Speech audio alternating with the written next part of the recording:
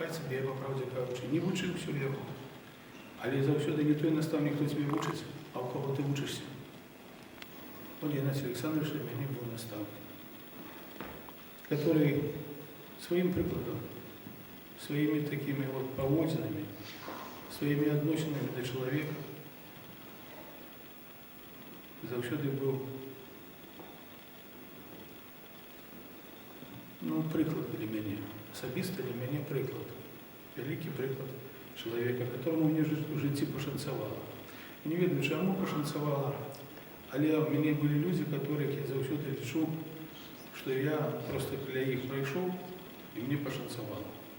Вот Игнатий Александрович Ильич, который, здається, я просто пройшов для його, але тим не менш, і він для мене завжди був Йосип Будя, чоловіком з великої літери